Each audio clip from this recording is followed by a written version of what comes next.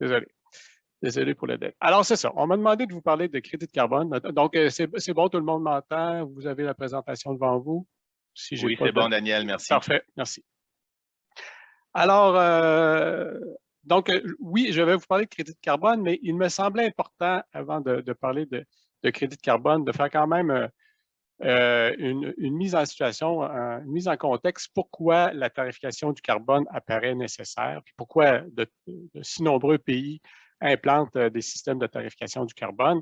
Donc, c'est la prémisse là, qui nous amène par la suite à considérer la possibilité des crédits de carbone. Donc, le plan de ma présentation, donc, je débute par quelques informations concernant les gaz à effet de serre. On va faire un portrait des gaz à effet de serre au Québec. C'est quoi les secteurs en proportion, quelles sont les quantités émises par les différents secteurs. Ensuite de ça, on va rentrer dans l'agriculture, les GS générés par le secteur agricole. De quelle source sont-ils? Les engagements du gouvernement du Québec. Donc, quelles sont nos cibles de réduction? Et on parlera du marché du carbone parce que le Québec a choisi d'établir un marché du carbone pour gérer les émissions et tenter de les réduire. Je parlerai aussi brièvement de la tarification de la pollution par le carbone au Canada, parce que là, on parle beaucoup, souvent les gens confondent, là, il y a ce que fait le fédéral, il y a la tarification qui est imposée par le fédéral, la fameuse taxe carbone, et quelle incidence ça a ou ça n'a pas sur le Québec. Donc, on regardera ça. Ensuite, et là, je vais en venir au crédit de carbone. Donc, je vais faire, et je tenterai de faire certains liens concernant le secteur de la production fourragère. Et enfin, je conclurai tout ça, puis on pourra par la suite passer à une période de questions. Donc, allons-y avec les informations de base concernant les gaz à effet de serre. Alors, il faut d'abord savoir que l'effet de serre est un phénomène tout à fait naturel. Et c'est grâce à ça que la température sur Terre est propice là, à l'être humain. Donc, la température moyenne là, est de 15 degrés. Quand on fait la somme là, des températures sur la planète, là, on est à 15 degrés Celsius, plutôt qu'à moins 18 s'il n'y avait pas cet effet de serre-là. Le problème, c'est que le phénomène est intensifié par les activités humaines. Donc, les activités humaines ajoutent des gaz à effet de serre et intensifient le forçage radiatif, là, donc l'effet de serre. Donc, si on illustre comment ça fonctionne, cette histoire-là d'effet de serre, vous avez à la base le soleil qui réchauffe, le rayonnement solaire qui réchauffe la planète. Et là, en se réchauffant, la planète réémet vers l'atmosphère une onde de chaleur, là, une onde infrarouge. Et certains gaz ont la propriété de réabsorber cette onde de chaleur-là et de la retourner vers la planète. Donc, c'est ça l'effet de serre. Et donc là, plus on rajoute de gaz qui ont cette capacité-là, la capacité à absorber les infrarouges, on amplifie le phénomène d'effet de serre. Il y a de nombreux gaz à effet de serre. Là, je vous ai mis les trois principaux qui nous intéressent. Le CO2, qui est le gaz donc le gaz carbonique, qui est le gaz de référence et qui a qu'on attribue un facteur de 1. Et tous les autres gaz, on va les comparer à ce gaz de référence. Le CH4, le méthane, quant à lui, a un pouvoir réchauffant 25 fois supérieur au gaz carbonique. C'est donc dire qu'une seule tonne de métal est équivalente à l'émission de 25 tonnes de CO2. Dans le cas du protoxyde d'azote, N2O, là, on a son pouvoir réchauffant est encore plus fort. Donc, une seule tonne de protoxyde d'azote aura un effet équivalent à 298 tonnes de CO2. Et là, vous avez de très nombreux autres gaz à effet de serre là, et notamment, il y a certains gaz industriels qui peuvent avoir un pouvoir réchauffant plus de 20 000 fois supérieur à celui du CO2. Heureusement, ces gaz-là ne sont pas produits en grande quantité, mais néanmoins, il faut savoir qu'il existe bien d'autres gaz à effet de serre. Donc, on émet des gaz à effet de serre et on en émet de plus en plus et ça, c'est corrélé avec l'utilisation qu'on fait des énergies fossiles. Donc, la concentration en CO2 dans l'atmosphère, elle était stable depuis des milliers d'années. Et à partir du moment où on découvre le charbon, on se met à brûler du charbon et par la suite du pétrole, du gaz. Donc, on se trouve à relâcher dans l'atmosphère des gaz à effet de serre qui s'accumulent, tout simplement, notamment le CO2 qui a une durée de vie dans l'atmosphère d'une très, très longue durée. La molécule est très stable. Donc, une fois qu'on la rejette, elle s'accumule. Et c'est ça à quoi on assiste présentement. Donc, une hausse importante du CO2 dans l'atmosphère qui contribue à amplifier le phénomène d'effet de serre. Ici, vous avez la production mondiale de pétrole depuis les années 1900. Donc, on voit encore là qu'on en consomme toujours de plus en plus. Donc, ça, c'est exprimé en milliers de barils par jour.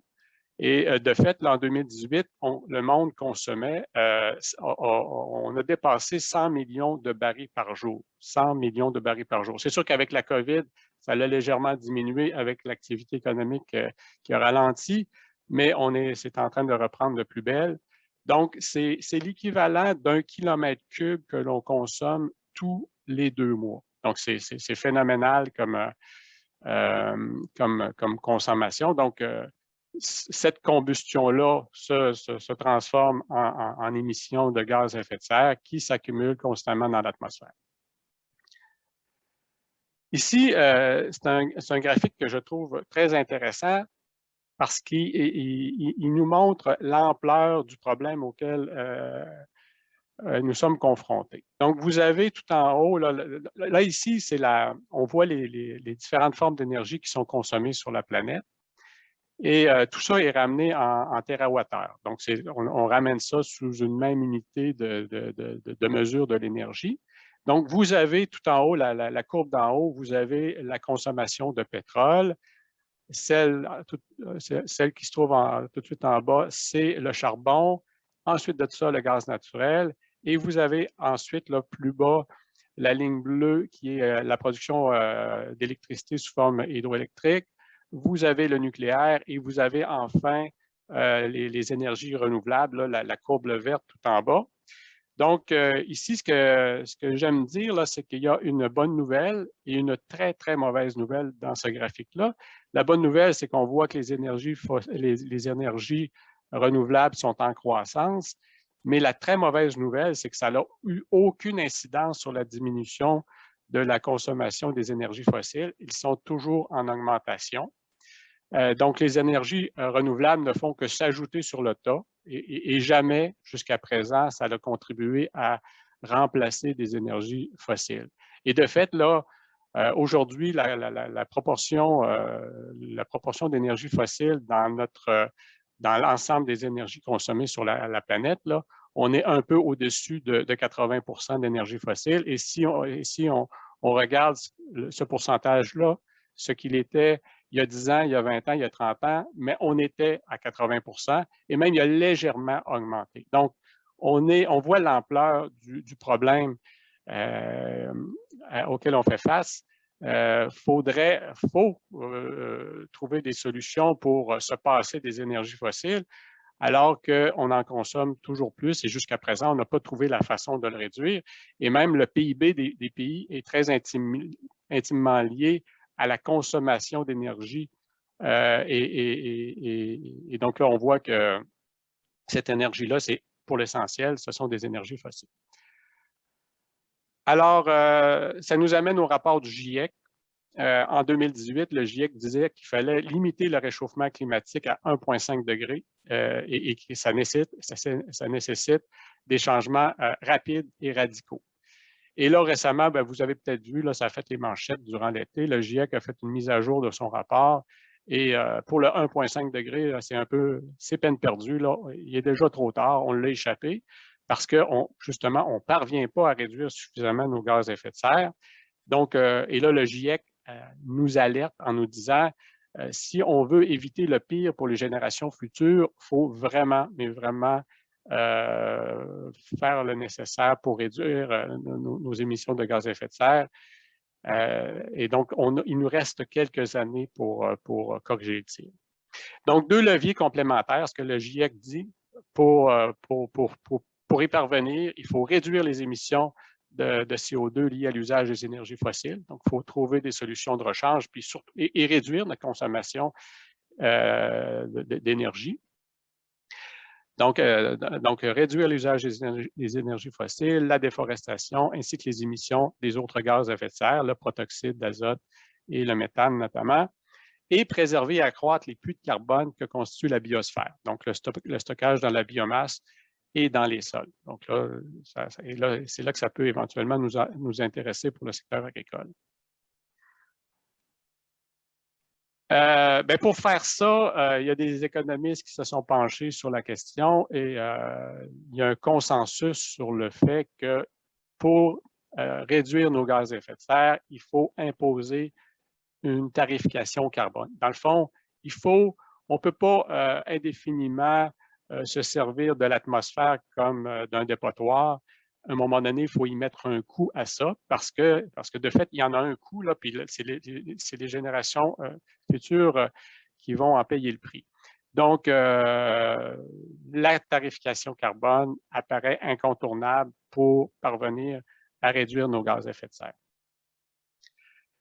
Ça nous amène aux gaz à effet de serre au Québec.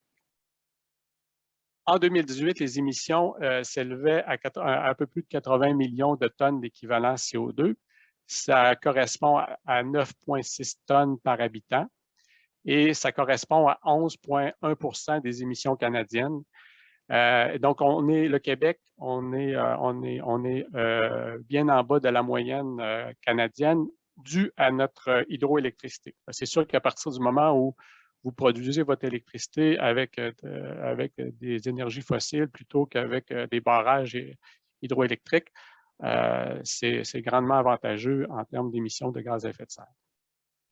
Alors, si on regarde comment ça se répartit, ces gaz-là, à l'échelle québécoise, le gros des émissions provient du transport, 44,8 % qui provient du transport.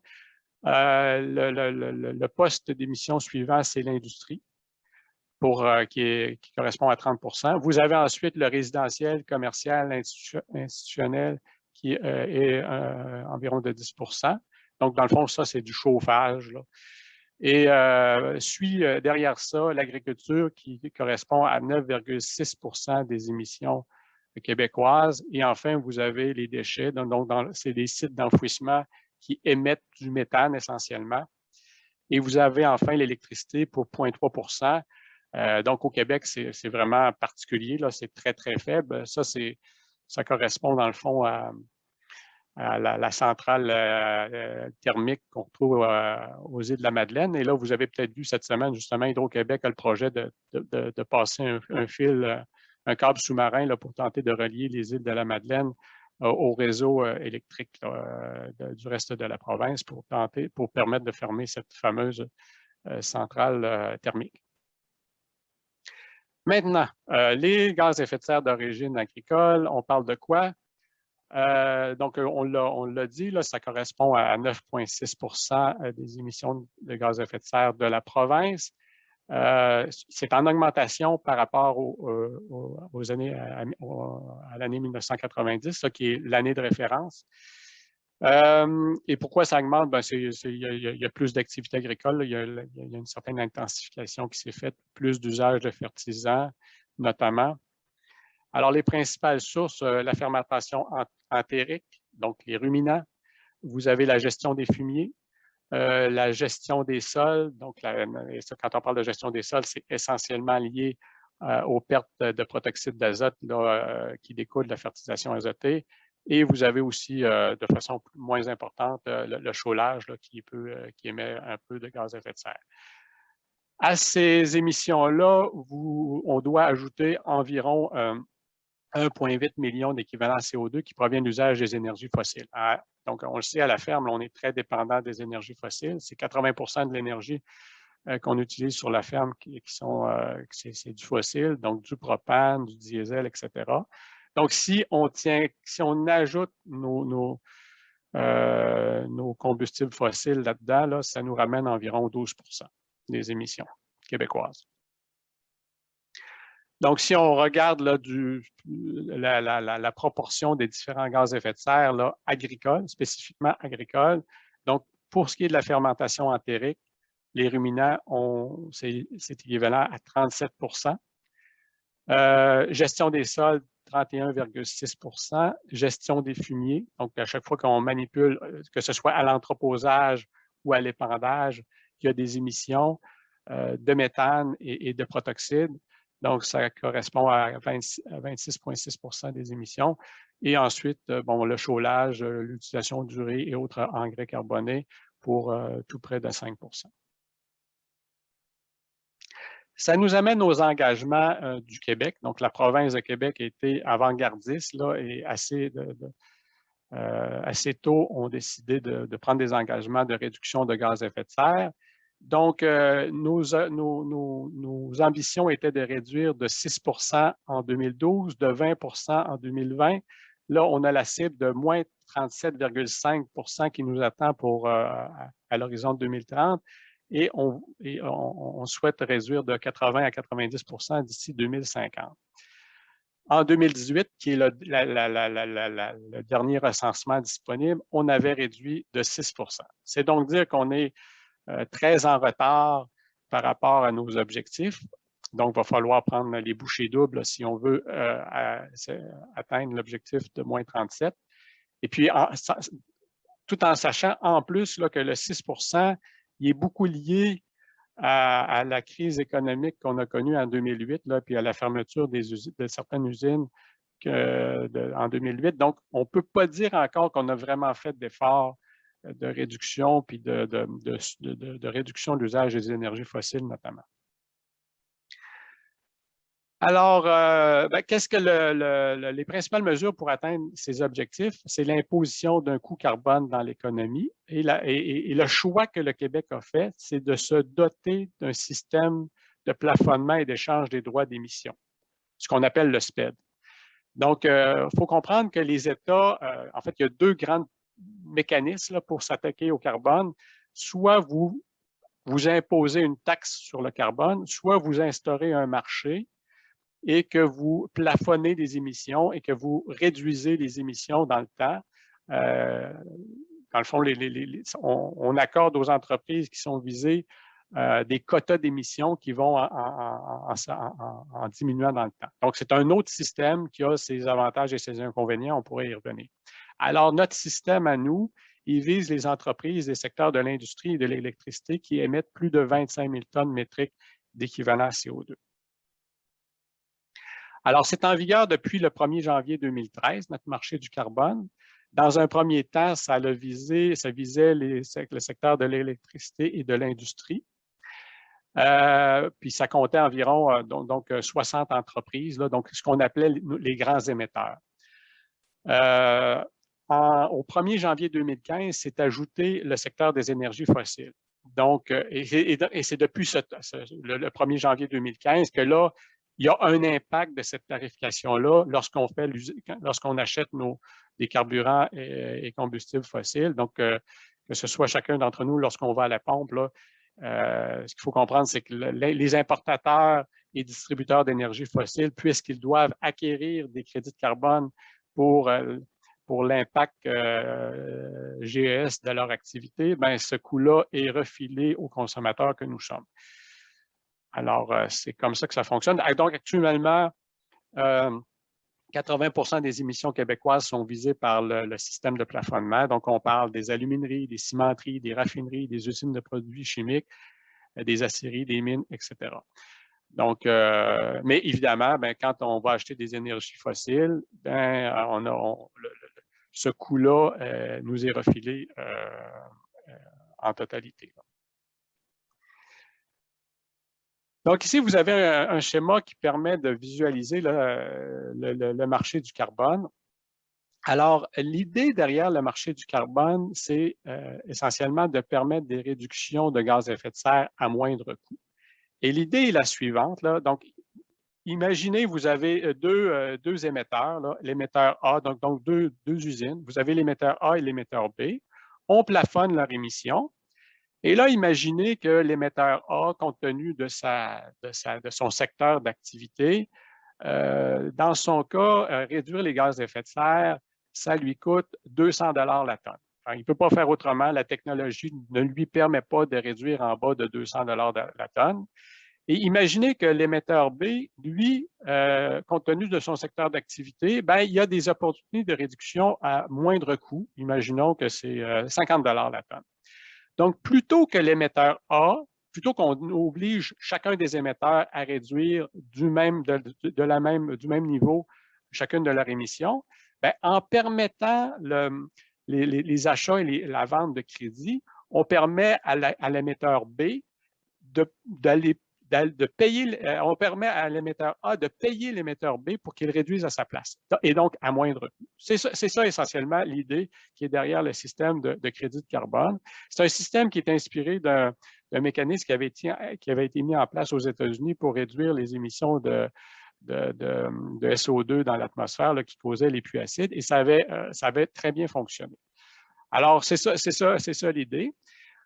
Il faut savoir aussi que au-delà du marché des usines qui sont des secteurs qui sont visés par le plafonnement, ben, il y a la possibilité au secteur non réglementé, par exemple le secteur agricole, parce que là, il n'y a pas d'obligation pour le secteur agricole de réduire ses gaz à effet de serre. On n'oblige pas les producteurs agricoles à réduire leurs gaz à effet de serre, mais s'ils mettent en place des projets qui contribuent à réduire les gaz à effet de serre par rapport au cours normal des choses, ils pourraient éventuellement obtenir des crédits pour ça et le vendre sur le marché. Et donc là, ça pourrait permettre aux usines d'acquérir ces crédits-là plutôt que de réduire de leur côté.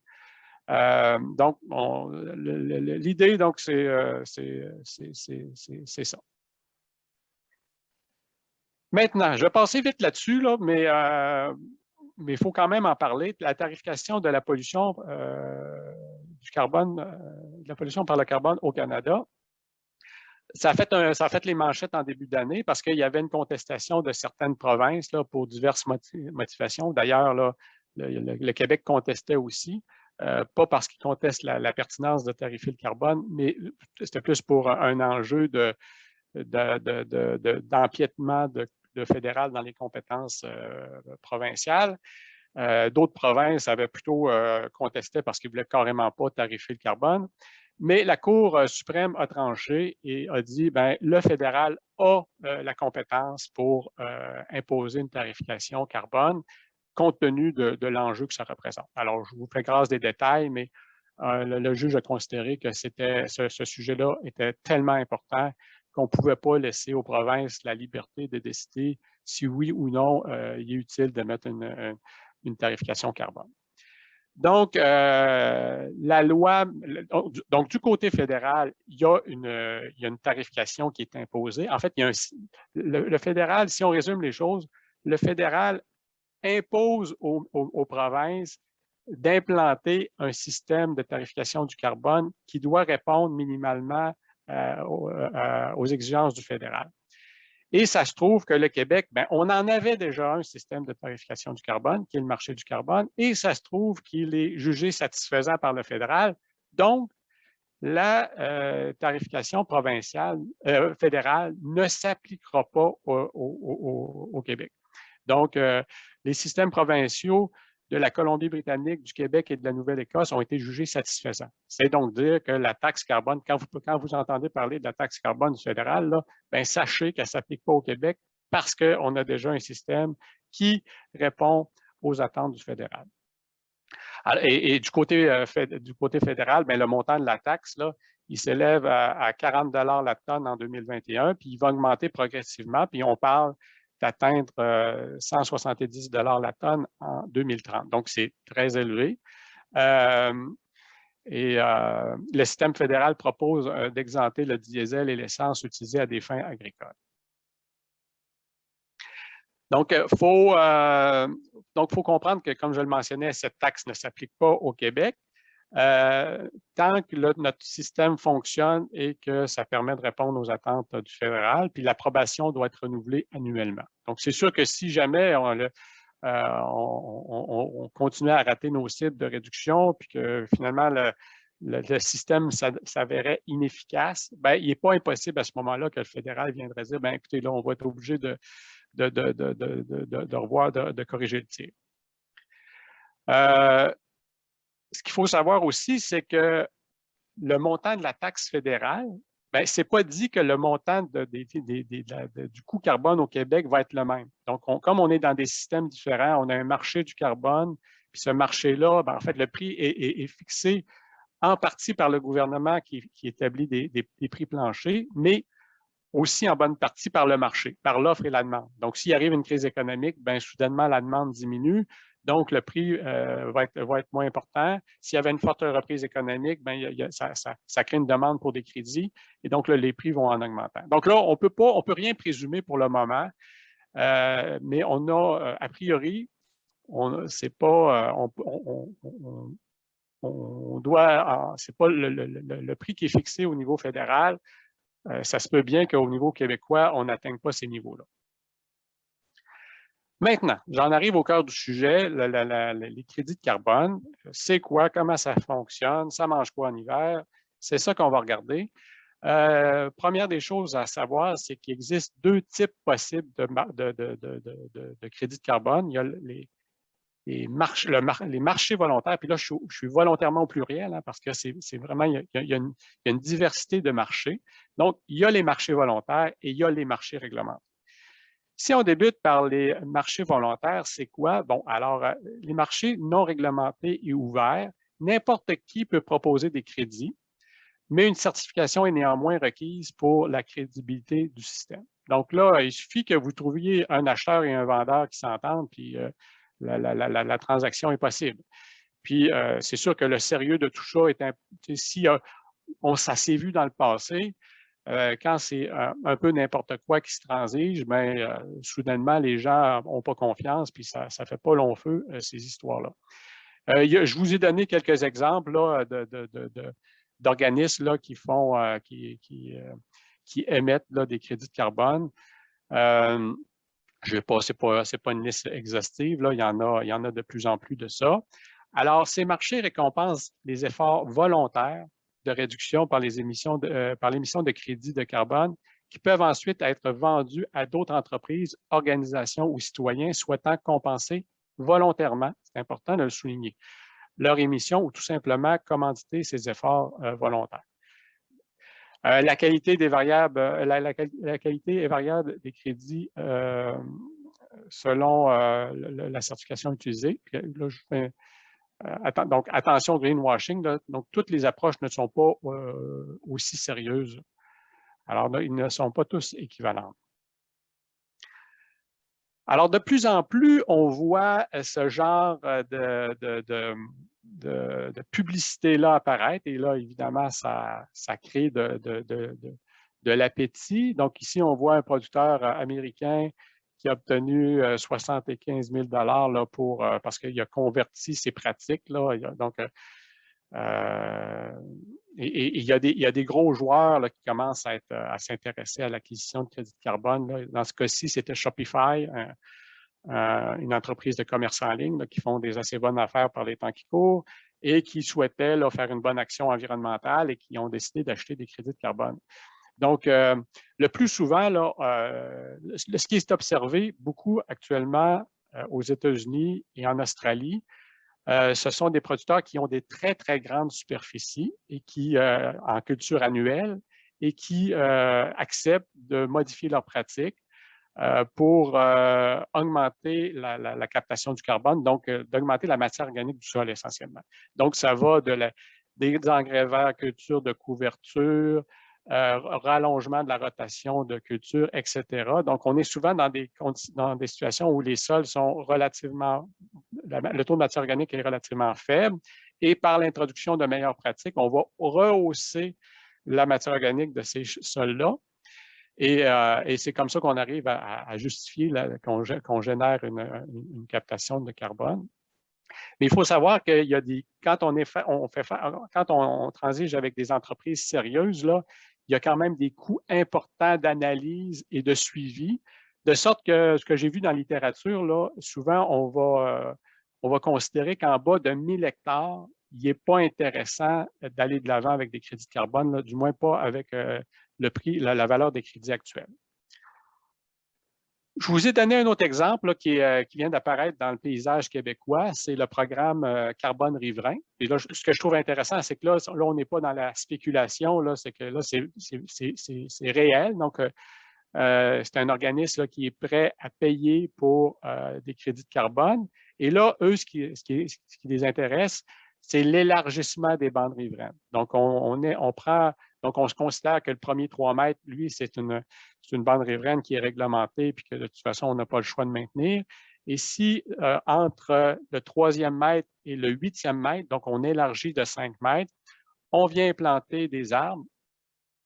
Et donc, Carbone Riverain propose de payer, de remettre une redevance d'environ 22 000 par hectare en contrepartie d'une servitude à perpétuité. Donc là, parce que dans le fond, quand on plante des arbres, on a besoin de garantir que ces arbres-là vont être là pendant une très longue période. Alors, il y a quand même un sacrifice à faire. Donc, il y a une servitude qui doit être consentie pour la zone riveraine là, qui est élargie. Je vous parle aussi, bien là, ça m'amène à faire un lien avec les plantes fourragères. Dans le cas des plantes fourragères, c'est un peu compliqué parce que quelqu'un qui a des plantes fourragères depuis longtemps, qui a des parcelles en prairie depuis longtemps, là, on a un grand stock de carbone d'accumuler, mais on n'a pas nécessairement la possibilité d'en stocker davantage. À un moment donné, le sol n'a pas une capacité infinie à stocker du carbone, de sorte que dans le cas des prairies, ce qui est préoccupant, c'est la conversion des prairies en d'autres usages et notamment le remplacement des prairies par des cultures annuelles. Donc, quand on fait ça, on se trouve à relarguer d'importantes quantités de CO2. Donc, parce que là, on brûle la matière organique de cette façon-là. Donc là, il y a des gens au niveau canadien qui s'intéressent à développer un protocole pour les prairies. Et l'idée, ça serait face à la situation actuelle où on voit beaucoup à l'échelle canadienne des prairies être converties en culture annuelle, bien, on s'intéresse à voir est-ce qu'un crédit ne pourrait pas être offert pour ceux qui acceptent de conserver les prairies. Et là, c'est tout l'enjeu de déterminer bien, quelles sont les prairies qui sont réellement à risque d'être dont la vocation risque d'être changée. Et donc là, bon, c'est ça qui est étudié actuellement. On verra ce que ça donne. Mais on voit aussi que pour avoir accès au montant, à la redevance maximale, il faut prendre des engagements de maintenir la prairie sur de très longues durées. Quand on parle de marché réglementé, bien là, à ce moment-là, on parle des marchés qui sont instaurés par les États. Et donc là, au Québec, comme on a un marché du carbone, il y a une entente avec la Californie, donc on a un marché conjoint Québec-Californie. Alors là, à ce moment-là, les crédits vont être déterminés en vertu de protocoles ou de règlements adoptés par les États. Donc, dans le cas du SPED, donc le système québécois de plafonnement des émissions, l'objectif des crédits compensatoires, c'est de diminuer le coût de la conformité réglementaire. Donc, c'est d'ajouter des crédits dans le système là, pour permettre aux entreprises de baisser leurs émissions à moindre coût et d'encourager la réalisation de projets de réduction dans des secteurs non visés, donc, notamment l'agriculture. Et comme je l'indiquais, la mise en place d'un projet doit être encadrée par un processus et un protocole. Et actuellement, au Québec, il y a juste un protocole de reconnu pour le secteur agricole. Et là, si vous avez juste un élément de la présentation à retenir concernant les crédits compensatoires, c'est sur cette page-là que ça tient. Là. Donc, à partir du moment où vous maîtrisez l'information qu'il y a là-dessus, vous êtes capable de déterminer qu'est-ce qui est éventuellement admissible à un crédit puis qu'est-ce qui ne l'est pas. Donc, les critères généraux des crédits compensatoires, il faut que ça répondre à chacune de ces exigences-là. La première, il faut que ce soit additionnel. Donc, ce qu'on cherche là, c'est de capter, réduire les gaz à effet de serre par rapport au cours normal des choses. Donc, quand on parle d'additionnalité, ça doit être un geste que l'on pose et qui n'a pas lieu pendant le cours normal des affaires et qui va au-delà des exigences légales en vigueur et de la pratique courante. Donc, il y a un caractère exceptionnel à ce qu'on fait. Là, si vous continuez à faire ce que vous faites, ben théoriquement, ce n'est pas admissible à des crédits parce que ce n'est pas additionnel. Il faut que ce soit réel et quantifiable. Ça doit découler d'une action ou d'un geste concret. Puis il faut que ça soit quantifié à partir de méthodes fiables et scientifiquement reconnues. Et donc là, c'est ça. Donc, et c'est là que c'est important d'avoir un protocole qui détermine comment on s'y prend pour faire cette quantification-là. Il faut que ça soit permanent, non réversible ou mécanisme assurant la permanence. Ça, c'est aussi un autre enjeu qu'on a souvent dans le secteur agricole et forestier également d'ailleurs. C'est que, on l'a vu, là, une prairie, ça stocke une grande quantité de carbone, mais il suffit de la convertir en culture annuelle et on va assez rapidement déstocker le carbone. Donc, si on délivre des crédits pour du carbone dans une prairie ou dans un champ cultivé, bien là, il faut trouver la façon de s'assurer que ça va être maintenu dans le temps. Que là, il n'y a pas quelqu'un à un moment donné qui va venir changer les pratiques et relarguer ce qu'on a stocké. Il faut que ça soit vérifiable, donc documenté de façon complète et suffisante par un organisme accrédité, etc. Puis c'est toute la crédibilité du système qui en dépend. Là. Donc, si on se met à émettre des crédits pour un peu tout et n'importe quoi, bien, rapidement, ça va être, cette approche-là va être critiquée et la crédibilité va en prendre un grand coup. Et unique, qui fait l'objet d'un seul crédit délivré dans un seul programme. Donc, on ne peut pas vendre une même réduction à plusieurs sur le marché volontaire, puis après ça sur le marché réglementé. Donc, c'est vraiment unique. Donc, une seule transaction par réduction, par projet de réduction. Ça, je passe brièvement là-dessus, mais je vous ai dit qu'au Québec, il y avait un seul protocole de reconnu. C'est celui qui consiste à capter les émissions de méthane d'une fosse à lisier et de détruire ce méthane-là. Donc, il y a eu un peu plus d'une vingtaine de projets qui ont été financés par le Primevert. Il y a eu des suivis qui ont été faits par l'IRDA. Les résultats malheureusement, n'ont pas été concluants. Il y a des améliorations technologiques requises.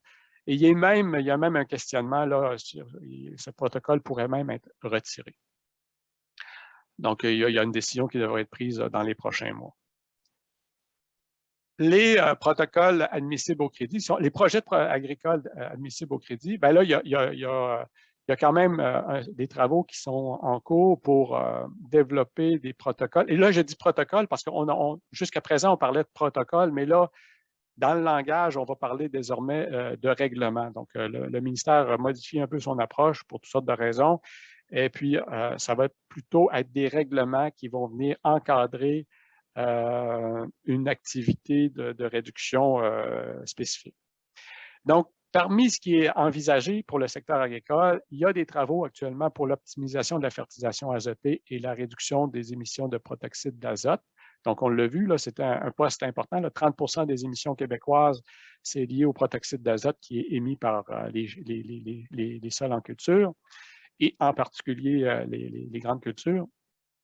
Et là, il y a un mandat du MAPAC qui était accordé à l'Université McGill à ce propos-là.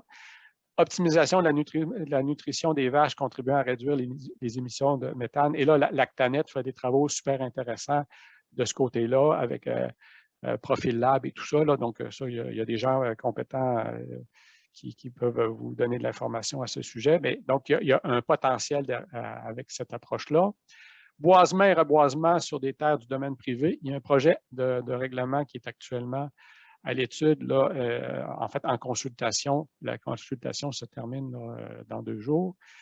Biométhanisation des lisiers, on s'attend à ce qu'il y ait un règlement qui va être adopté à ce sujet-là dès cet automne. Séquestration du carbone dans les sols agricoles. Il y a des travaux. Il y a des travaux de ce côté-là aussi. Il y a certaines difficultés, mais néanmoins, là, les choses progressent. Puis éventuellement, d'autres types de réductions qu'on pourrait imaginer pourraient faire l'objet de protocoles ou règlements. Alors, quand on parle de séquestration de carbone, j'en ai un peu parlé à travers les précédentes planches, là, mais dans le fond, la capacité des sols à stocker davantage de carbone, c'est lié d'une part au stock de carbone qui est déjà présent. Comme je l'indiquais, les sols n'ont pas une capacité infinie de stocker du carbone.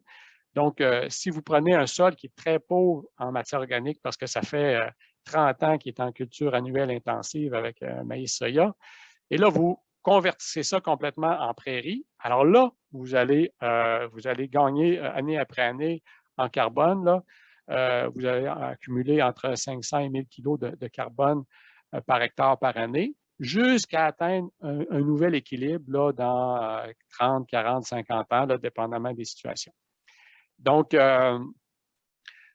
alors, effectivement, un changement de pratique peut entraîner une hausse de la matière organique. Et là, quand on parle d'additionnalité, c'est ça qui intéresse le marché du carbone. C'est-à-dire, qui sont ceux qui pourraient changer leur pratique et par ces changements-là,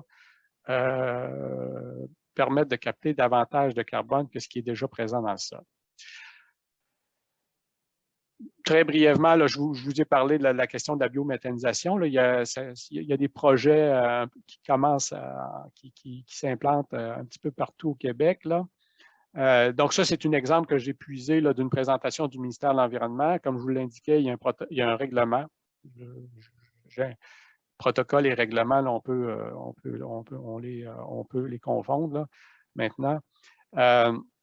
Donc, on voyait que dans le cas d'une usine, d'un biométhanisateur régional qui recevrait 50 000 tonnes d'intrants annuellement, provenant du lisier de bovin puis du lisier de porcin, avec d'autres co-intrants, pourrait générer des crédits pour 1200 tonnes d'équivalent CO2.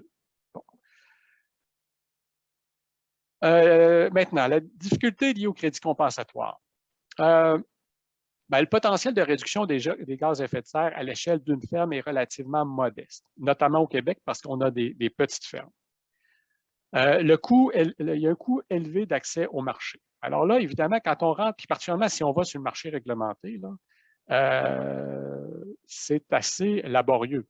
Donc, c'est un peu incontournable là, si on veut assurer la crédibilité du marché, mais il y a une quantification des unités de réduction qui est nécessaire, rédaction d'un rapport de projet, vérification par une tierce partie indépendante et accréditée, il y a des redditions de comptes, il y a des frais administratifs. Donc là, c'est pas une sinécure que de passer au travers de ça. Donc, et là, si vous avez, à l'échelle d'une ferme, ces coûts-là, en tout cas jusqu'à maintenant, là, venaient pas mal manger vos profits. Donc, un potentiel encore limité dans le contexte agricole québécois. Toutefois, le contexte pourrait évoluer. Il y a une importante augmentation du prix carbone qui est anticipée. On l'a vu, là, si on est vraiment sérieux dans nos objectifs de réduction, il va falloir rationaliser notre usage de combustibles fossiles notamment, et tout ça va entraîner une hausse du prix de la tonne de carbone. Il y a des nouveaux protocoles qui devraient s'en venir, on les espère du moins.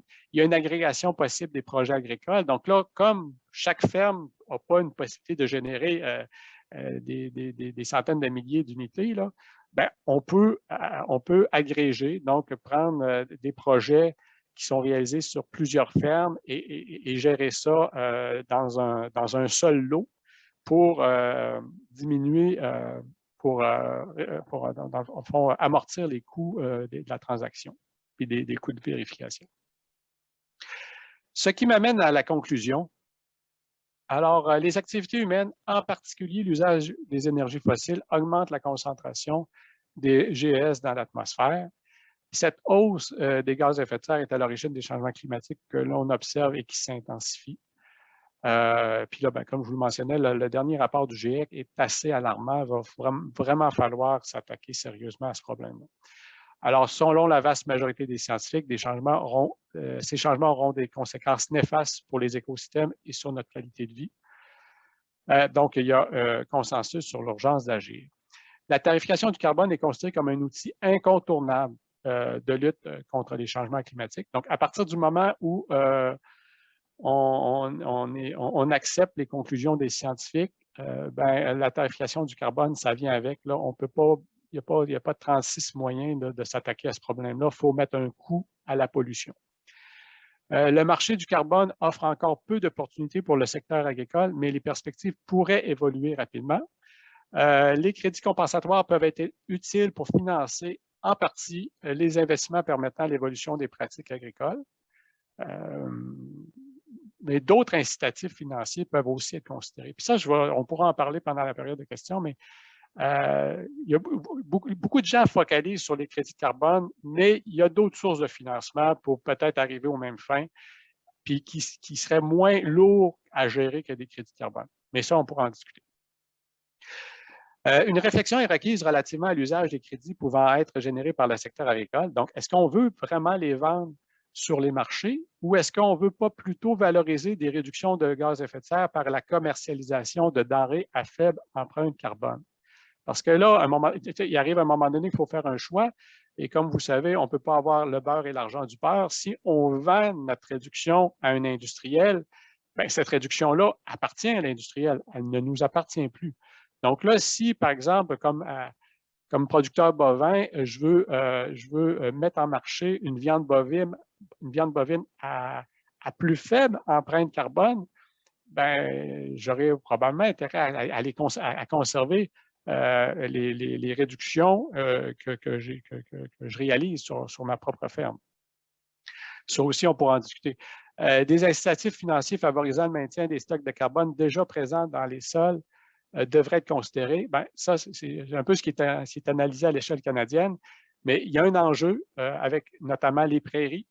Les prairies, il y a des stocks importants de carbone qui sont déjà présents. Il n'y a pas nécessairement une capacité d'en stocker davantage. Et là, ce qu'on veut protéger, c'est un stock de carbone déjà présent. Donc, le marché du carbone n'est pas conçu et pas adapté à acheter une conservation de carbone déjà présent. Le marché du carbone, lui, ce qui le motive, c'est d'acheter des réductions additionnelles.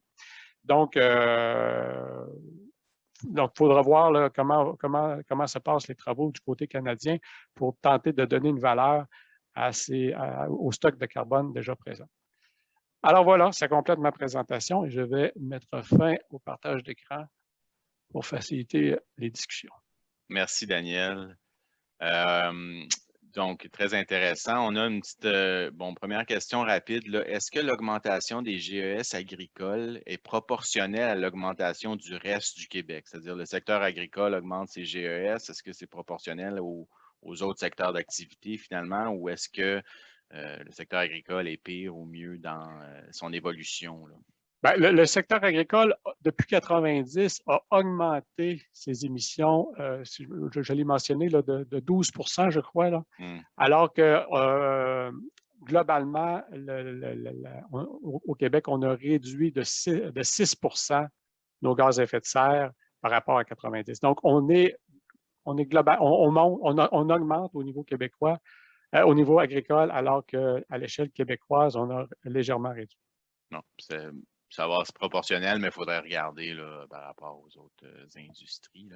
Tu as mentionné les prairies, le CFGA, ça me permet de mentionner que justement l'Association canadienne des plantes fourragères va tenir son congrès canadien des plantes fourragères du 14 au 16 décembre en mode virtuel, donc c'est une invitation.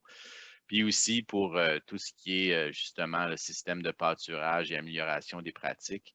Il y a aussi le congrès bœuf organisé par le comité CRAAC de bovins de boucherie qui a lieu le 21 octobre en format virtuel. Donc, d'autres opportunités là, de parler de ces éléments-là. Donc, on a Jean-Philippe Laroche, justement, de Lactanet, qui dit « Si j'ai bien compris, une entreprise agricole qui réussirait à diminuer ses émissions, méthane entérique, par exemple, serait admissible à la condition qu'on réussisse à le quantifier. » Mais ce qu'on a expliqué par la suite, après que la question a été posée, c'est qu'une entreprise, avec tous les coûts de quantification et de vérification, c'est pas rentable. Mais justement, Jean-Philippe, lui, travaille pour Lactanet Donc, tu as mentionné l'outil Profilab. Si avec Profilab pourrait quantifier les réductions à l'échelle de la province ou à l'échelle de tous ceux qui utilisent cet outil-là et être un peu agglomérateur de crédit peut-être pour les fermes laitières du Québec, je ne sais pas.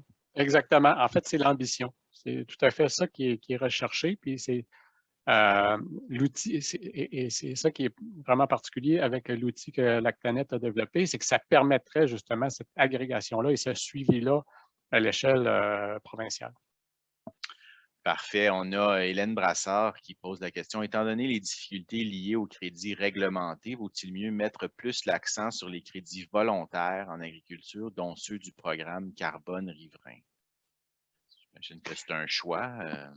Oui, mais en fait, là, c'est ça. Là, dans le marché volontaire, bon, au Québec, on a Carbone Riverain là, qui est un cas réel. Donc, encore faut-il que ce soit un producteur qui soit intéressé, motivé par l'élargissement de la bande riveraine, parce que là, il y a un sacrifice à faire, là, entre guillemets. C'est que là, vous mettez sous servitude, pardon, une superficie et qui ne serait plus disponible à la culture. Là. Donc, tu t'engages pour combien d'années? C'est à perpétuité. C'est une servitude à perpétuité. Là. Donc, c'est ça. Alors, et sinon, mais pour le reste, pour les producteurs qui actuellement obtiennent des crédits pour des changements de pratiques, donc essentiellement des producteurs en culture annuelle qui modifient leurs pratiques, bien, comme je l'indiquais, à date, on voit ça un peu, ça commence là, aux États-Unis surtout et en Australie, parce que c'est des producteurs qui ont des très, très, très grandes superficies et qui réussissent à amortir les coûts d'analyse, parce que là, on doit aller d'abord vérifier quel est le stock de carbone déjà présent et on doit, année après année, vérifier qu'on est vraiment en train d'accumuler du carbone. Donc, selon certains organismes là, qui délivrent ce type de crédit-là sur le marché volontaire, ils estiment souvent qu'en bas de 1000 hectares, ce n'est pas intéressant. Juste rappeler qu'on avait prévu la fin de l'activité à 10h15, il est 10h13, mais on va continuer jusqu'à 10h30 pour les discussions, là, si vous voulez bien rester. Sinon, je vous souhaite une belle journée pour les gens qui doivent quitter. J'avais deux questions. Je ne les ai pas écrites, mais j'ai deux questions. Il y a eu la même, je pense. Oui, je voulais juste, j'y arrivais, M. Akpakou, je voulais juste parler à Dominique Dumas, là, de la productrice qui était dans la capsule avant la conférence. De ce que j'ai compris, vous, Dominique, vous convertissez justement des terres qui sont en culture annuelle vers des prairies permanentes. Mais de ce que j'ai compris de la présentation à Daniel, c'est que là, c'est vraiment au moment zéro, quand on achète la terre ou avant même qu'on plante la première plante fourragère pour la prairie, qu'il faut aller mesurer là, la matière organique et tous les éléments pour après ça quantifier puis justement là, avoir soit des crédits volontaires ou éventuellement peut-être des crédits réglementés. Mais la question est pour toi, mais après ça, pour Daniel, de ce que j'ai compris de ta présentation aussi, vu que Dominique, elle a fait son marketing sur le bœuf nourri à l'herbe, puis qu'elle promouvoit un peu cette réduction-là de gaz à effet de serre pour l'environnement, les crédits lui appartiennent à elle, si je comprends bien. Donc, Dominique, je ne sais pas tes réactions par rapport à tout ce qui est dit. Dans le fond, oui, c'est ça. Nous, dans le fond, quand on a acheté ici, c'était un sol qui était en culture annuelle depuis vraiment longtemps. Donc, il y avait l'implantation des prairies, des pâturages, certainement augmenté la matière organique dans le sol, donc séquestrer du carbone. Puis là, on commence à le faire avec des terres qui sont louées aussi. Donc, on commence à louer d'autres terres qui étaient également en culture annuelle, puis on les convertit en pâturage. Donc, on va continuer de prendre l'extension de cette façon-là. C'est sûr que pour nous, on n'est pas allé du tout vers le marché du carbone. De toute façon, pour l'instant, c'est pas vraiment avantageux, point de vue financier. Puis, il y a la question éthique, morale aussi, qu'on dit, est-ce que je donne le droit, ma séquestration de carbone, est-ce que je donne le droit à quelqu'un d'autre de polluer? Donc, combien ça vaut ça? Est-ce que ça vaut le 70 $ la tonne? Est-ce que je suis pas mieux justement, de garder mes crédits à moi puis de dire aux pollueurs, fais tes efforts toi aussi parce qu'on en a besoin. Daniel, des réactions par rapport à ça?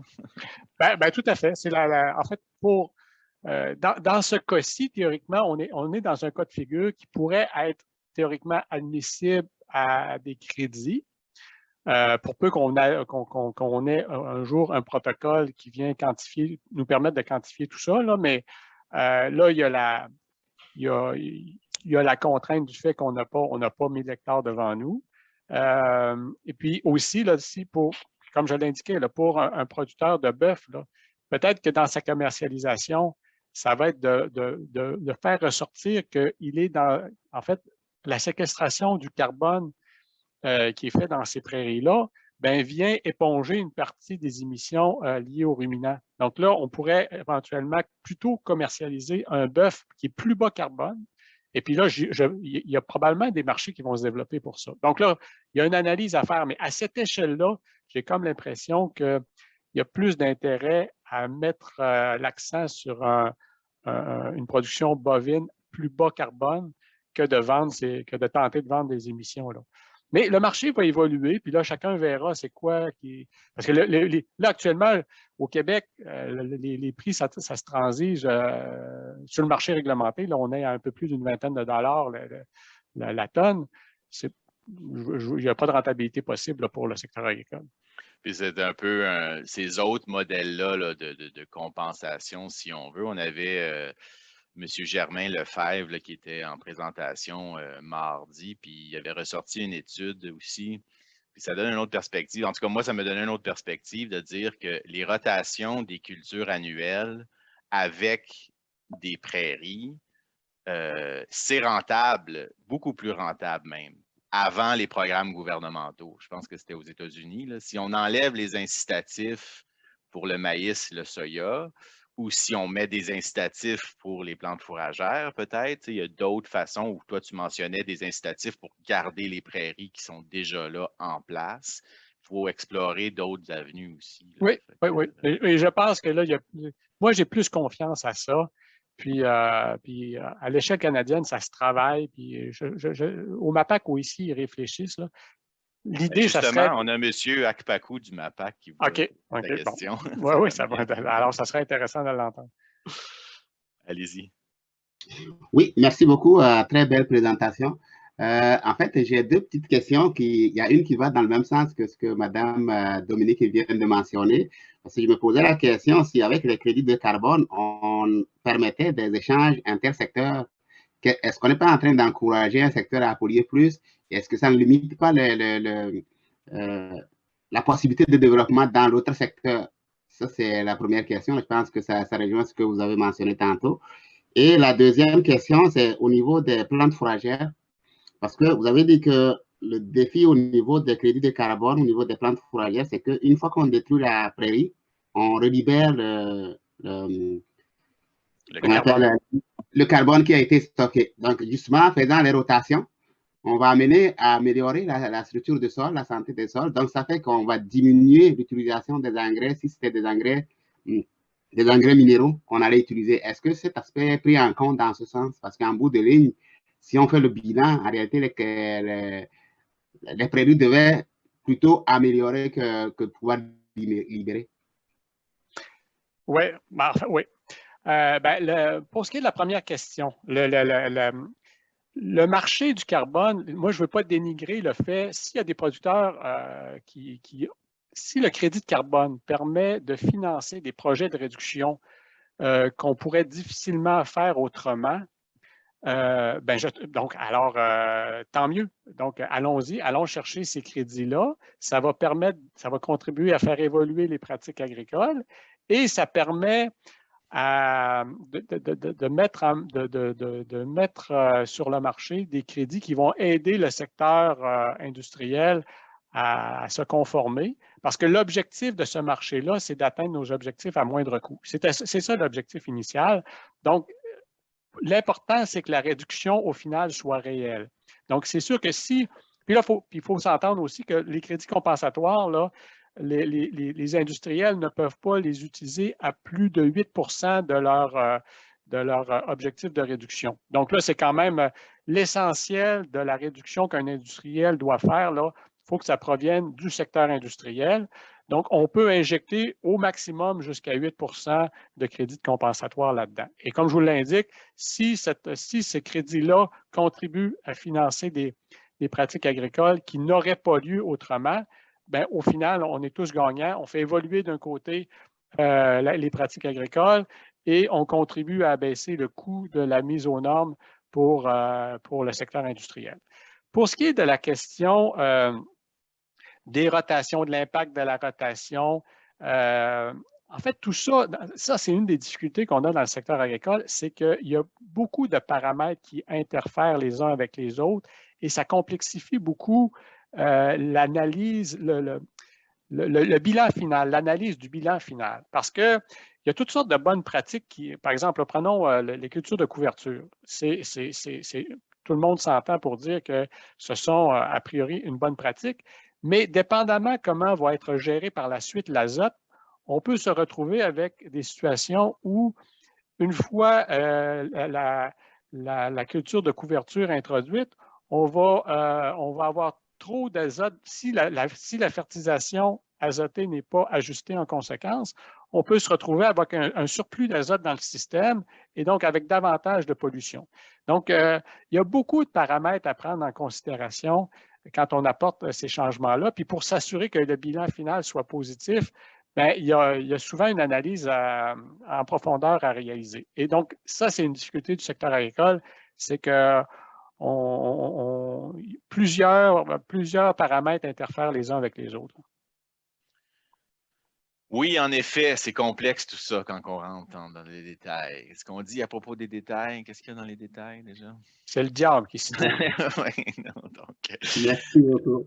oui, donc il y a encore du temps pour des questions, des échanges. N'hésitez pas à lever la main ou à poser vos questions dans la discussion. Ça a été mentionné justement dans la discussion. L'ensemble des présentations là, sous forme vidéo vont être disponibles sur la chaîne YouTube du CQPF pendant une certaine période pour tous ceux qui se sont inscrits. Donc, vous allez pouvoir revoir les présentations et on remercie là, tous les gens et les organisations qui nous ont permis de diffuser l'événement par la suite. Le Bulletin des agriculteurs et la Terre de chez nous, notamment, qui sont nos partenaires médias également. Très bonne présentation. Merci, un grand merci pour votre présentation très intéressante. Donc, tous les éloges sont pour toi, Daniel, et également à Dominique là, pour son merveilleux vidéo. Je pense que c'était super d'arrimer ces deux sujets-là ensemble aujourd'hui pour la 3e journée à Foin. Petit message d'intérêt général par rapport au CQPF. En fait, le CQPF s'apprête à lancer un projet de coût de production du foin de commerce. Donc, avec le CECPA, le Centre d'études sur les coûts de production agricole, on a un mandat là, de quantifier les coûts de production pour ceux qui produisent des fourrages pour le commerce, pour avoir plus de données sur ce secteur-là, pour par la suite pouvoir mieux répondre à ses besoins. Donc, c'est un appel à tous et à toutes, là, tous ceux qui produisent des fourrages pour le commerce, donc des producteurs de foin de commerce. Vous allez être appelés à contribuer à cette étude-là avec vos chiffres à vous pour compiler l'ensemble. La confidentialité des données est gérée là, par le CECPA, qui est un organisme sérieux et reconnu en cette matière. Fait que n'hésitez pas là, à contribuer à nos projets comme ça. Ça va nous permettre aussi là, de pouvoir mieux évoluer dans ce secteur-là qui a beaucoup de potentiel, je crois. Donc, M. Alphonse Pitel, président du CQPF, qui vous remercie, M. Bernier, merci Mme Dumas et toute l'équipe. Très bonne présentation. Vous avez aussi dans la discussion, dans le fond, un lien vers le sondage de satisfaction pour aujourd'hui. N'hésitez pas, puis on vous remercie vraiment de prendre le temps de faire ça pour pouvoir nous améliorer dans les années prochaines. Donc, si vous pouvez prendre le temps maintenant, il reste 5 minutes d'ici 10h30. Si vous aviez prévu être occupé jusqu'à 10h30, c'est le temps de le faire pendant que c'est frais dans votre esprit pour ensuite qu'on puisse analyser les résultats et vous revenir certainement l'année prochaine avec d'autres journées à foin. Donc, c'est un rendez-vous. C'est tout le temps vers la mi-septembre, les journées à foin du CQPF. Donc, rendez-vous en 2022. N'hésitez pas à proposer des sujets, des conférences, des conférenciers. C'est avec vous qu'on évolue dans tout ça. Donc, merci encore à tous ceux qui ont participé, aux conférenciers. Merci à tous les participants, les participantes. Et comme j'ai dit tout à l'heure, merci encore à tous nos partenaires financiers qui ont permis la réalisation des journées à foin. C'est un rendez-vous pour l'année prochaine, les journées à foin du CQPF. Bonne journée. Au revoir.